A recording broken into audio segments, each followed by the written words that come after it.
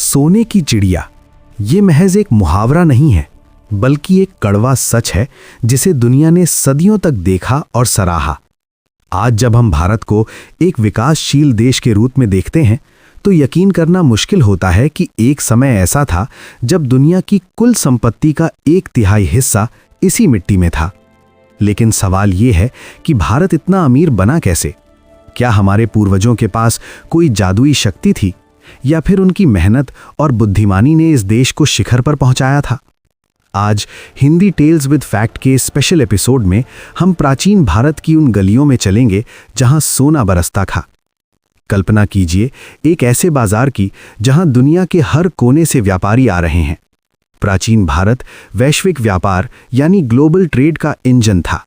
मसाले और मलमल, भारत के काली मिर्च, दालचीनी और इलायची की कीमत उस समय यूरोप में सोने के बराबर थी। ढाका का मलमल इतना बारीक होता था कि एक पूरी साड़ी एक अंगूठी के अंदर से निकल जाती थी। बंदरगाहों की ताकत, लोथल जैसे बंदरगाह दुनिया के सबसे पुराने डॉकयार्ड्स थे।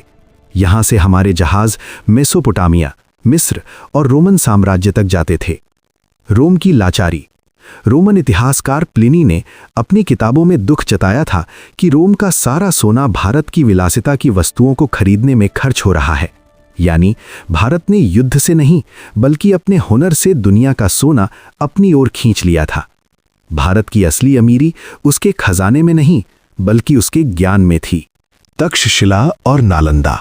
जब यूरोप के लोग कबीरों में रह रहे थे, तब भारत में तक्षशिला में दुनिया का पहला विश्वविद्यालय बन चुका था। यहां केवल रटना नहीं, बल्कि राजनीति, युद्ध कला, व्याकरण और चिकित्सा सिखाई जाती थी। विदेशी छात्र। नालंदा की लाइब्रेरी इतनी विशाल थी कि जब हमलावरों ने उसे जलाया तो वो 3 महीने तक जलती रही। सोचिए कितना ज्ञान उन किताबों में दफन हो गया होगा। अगर वो ज्ञान आज हमारे पास होता तो शायद हम विज्ञान में दुनिया से 500 साल आगे होते। चलिए बात करते हैं उस तकनीक की जो आज भी वैज्ञानिकों को हैरान करती है। धातु विज्ञान। दिल्ली का लौह स्तंभ आयरन पिलर 1600 सालों से खुले आसमान के नीचे खड़ा है, लेकिन आज तक उसमें जंग नहीं लगा। यह साबित करता है कि हमारे पूर्वजों को रसायनों और धातुओं का वो ज्ञान था जो आज की मशीनों के पास भी नहीं है। गणित और खगोल शास्त्र। आर्यभट्ट ने जब शून्य दिया तभी गणित का अस्तित्व शुरू हुआ। वराहमिहिर और ब्रह्मगुप्त ने ग्रहों की चाल और पृथ्वी की परिधि की गणना तब कर ली थी जब दुनिया को लगता था कि पृथ्वी चपटी है। ये समृद्धि मुमकिन हुई उन राजाओं की वजह से जिन्होंने प्रजा को अपनी संतान समझा। मौर्य और गुप्त काल। सम्राट चंद्रगुप्त मौर्य और अशोक ने पूरे भारत को एक सूत्र में बांधा।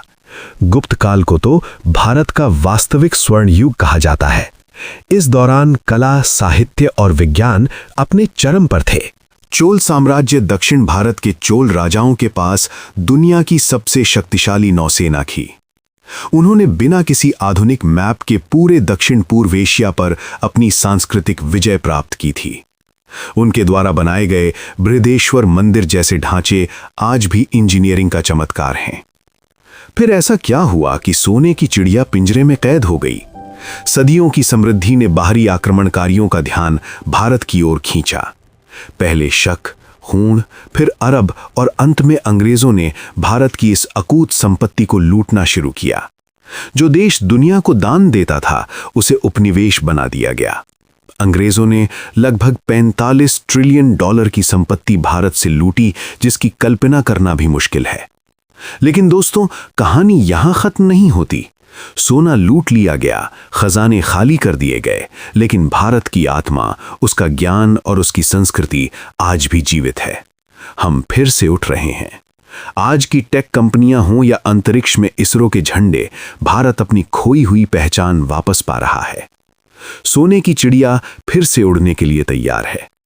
आपको क्या लगता है, क्या भारत फिर से दुनिया का नेतृत्व करेगा? अपनी राय कमेंट्स में जरूर बताएं। वीडियो को शेयर करें ताकि हर भारतीय को अपने गौरवशाली इतिहास का पता चले। मिलते हैं अगले वीडियो में। देखते रहिए हिंदी टेल्स विद फैक्ट।